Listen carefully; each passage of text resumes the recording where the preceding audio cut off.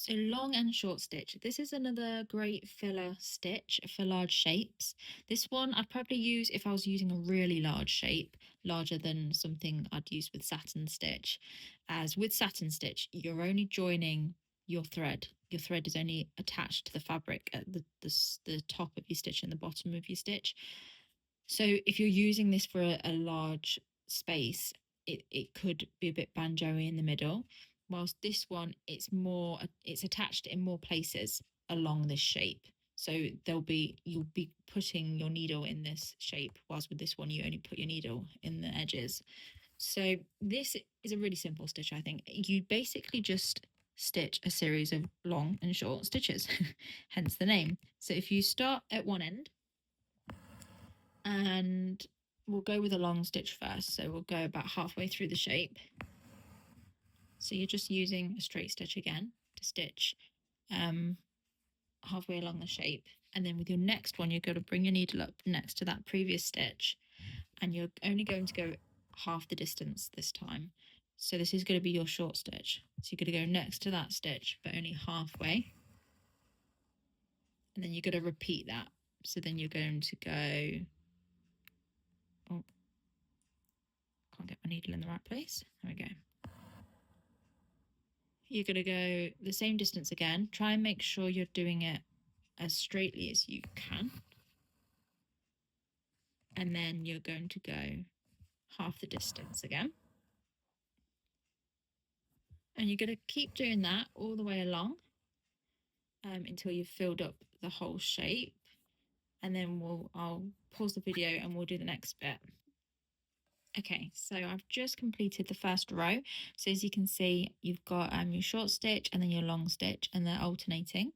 This is also a great stitch if you ever want to get into thread painting, because you can blend your colours quite well. So then what you're going to do is fill in the gaps between here and here.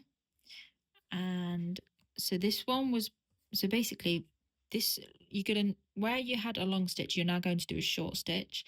And then where you had a short stitch, you're now going to do a long stitch. So we'll just do the long stitch first. So you want to finish off from where you last did your short stitch in the middle there. And then you're going to bring it down to about here.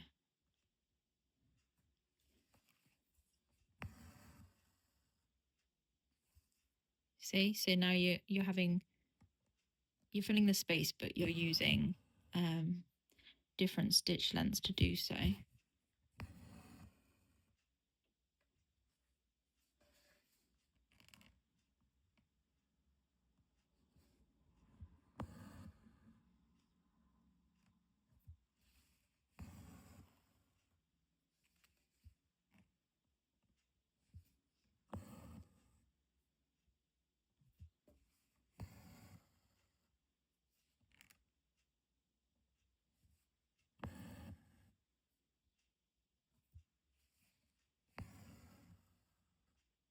Like so. And then once you've finished that one, oh, we've got one more. You can start your next row. And you basically just want to make sure that you've always got a gap in between your stitches. So with this one, you're now going to go past your previous stitches. And you're just going to keep filling that space. I've left some gaps in between so you can see it a bit easier. But ideally, you wouldn't want those gaps.